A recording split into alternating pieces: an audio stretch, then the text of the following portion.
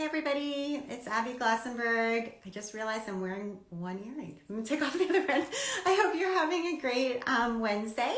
And we come here live every Wednesday. We're a little later today than normal to do our member spotlight. And that's a chance for us to drop in on one of our members and learn about their industry and about their niche and see some samples of their work, learn about their business journey, and really just get inspired by everything that that person is doing.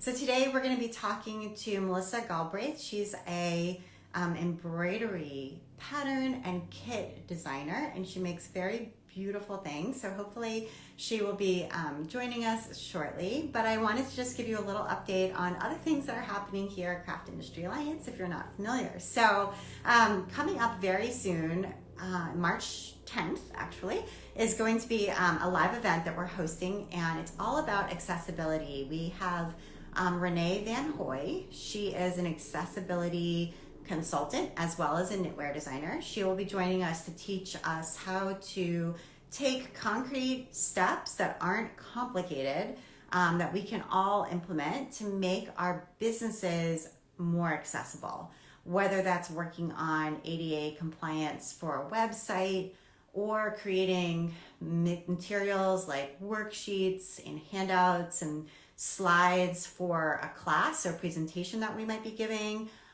things we could do if you have a brick and mortar shop or e-commerce shop. So really lots of very concrete things depending on where you are in the industry that you can implement. And Renee is very down to earth, very kind, very knowledgeable, and so I'm really excited that she will be joining us. So that is again March 10th, and it's going to be at 1 p.m. Eastern, and that's 10 a.m. Pacific.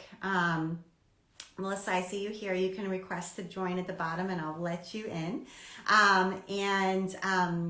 All members are invited. All of our webinars, by the way, are recorded. So you can come live on Zoom. You can ask your questions, which is great, and get to interact with our presenter.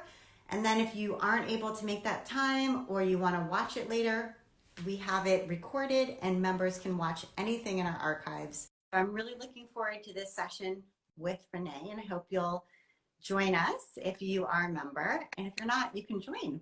Hey, how are you? Hi, I'm great. How are you, Abby? Nice to see you. I love all of your threads behind you. That is so amazing. It's like my dream come true to have like every embroidery floss color at my fingertips. Thank you. Yeah, we bought our house a couple years ago, and this was something I really wanted to be able to see all of my thread for my different kits I have here. It really helps me visualize like what goes in each kit, and then also just remember what I have in stock. Oh my gosh, absolutely. So tell us a little bit about your business right now, kind of what you offer, what you design, so people can kind of get an overall sense. Awesome. Yeah. Well, my name's Melissa with M Creative J. I'm a fiber artist that specializes in hand embroidery, and I create patterns and kits and teach workshops. And I really love sharing how anyone can embroider. It's fun and approachable. I love to do like whimsical landscapes and nature-inspired pieces. And I actually will have a book coming out next year around landscape-inspired designs as well. Wow, I didn't know you were writing a book. That's amazing. Do you, can you tell us who the publisher will be? Yeah, so it's going to be with Fox Chapel Publishing. And Wonderful. Texture, pattern, and pop-up stitching. That is so cool. I'm really looking forward to it. You have to keep me in the loop when it's available for pre-order so we can be sure to tell everybody about it in our newsletter. That's awesome. So, so tell us how you first got introduced to embroidery. I kind of understand that you were working in like a day job or a desk job or something that was sort of less than inspiring, and that's how you turned to doing this creative sort of project. Yeah, actually, my mom taught me to embroider when I was in elementary school. We did all things crafty. Like, she had the biggest craft room you've ever seen, and I loved it as a kid. But I actually hated embroidery. I just didn't have the patience for it. But as an adult, like, you know, sitting behind the computer all day, I just really wanted to get back to crafting with my hands and making something that was more mindful. And at the time, I was commuting a lot and lived in a really tiny apartment, so I didn't have a whole ton of craft space to dedicate. And embroidery just kind of was one of those things that popped up on my Instagram feed, and I was like, oh, I know how to do that. Why don't I do it again? So I got really into it, and my husband was like, we have so many things now. What are you going to do with these? And I was like, well, that's a really good question. So I kind of fell into owning a business and doing that. And after selling finished embroideries for a couple of years, I realized that people really want to learn how to embroider and enjoy that practice that I already have. So I ended up creating kits and then teaching workshops. And throughout I guess when the pandemic hit, I kind of switched to virtual classes. So now I do a mix of in-person and virtual teaching. That's fantastic. I love that story. Can you show us some of maybe the samples for some of the kits that are, popular among your customers, so we can kind of get a sense of what the designs look like? Yeah. So this one is one of the really popular ones. It's the Mountainscape kit.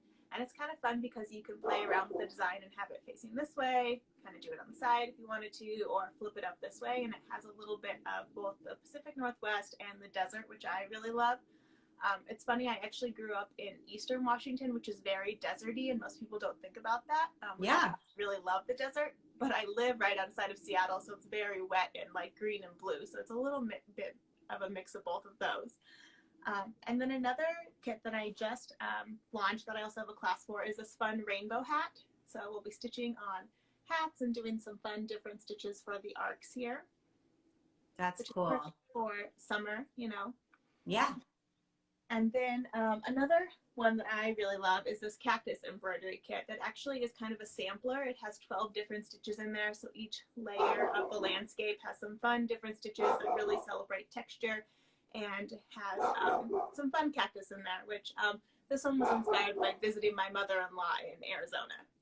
That's awesome. That would make such a nice gift, and somebody who maybe remembered a little bit of embroidery from childhood, but wants to get into it again, or just maybe is learning, from the beginning and can come away. I feel like these designs are very approachable. Like nothing looks like it's going to be way too hard and too complicated to do. It looks like something you could accomplish and actually come out with a good result. Yes, yeah, and all of my kits have printed instructions with lots of photos because I know there's so many different ways to learn. I'm a very visual learner, so I love step-by-step photos. There's also written instructions that just kind of make it really easy. And then on my blog, I also have tons of video tutorials and also fun projects that people can try with some of the patterns I have. And then I have some fun stick and stitch patterns here too that you could use to stick on your clothes or do some other fun stuff with that are also fun projects on there as well. And so can you stitch right over the pattern if you stick it? And then is that wash away, or how does that work?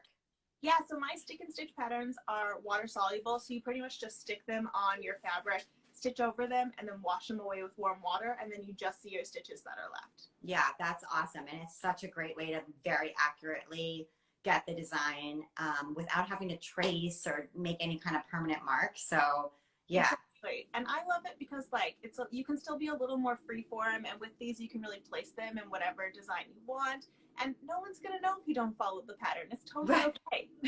Fair point, exactly. And I've used something similar like that, to embellish my kids' jean shorts. I've done jean jacket. There's a lot of creative ways, backpacks to customize and make something. I've had kids who are won't wear a particular pair of shorts or something, and then I put a platypus on it, and then they love it. Now they want to wear it. So it's a good way to give some personalization to a special piece of clothing. Yeah.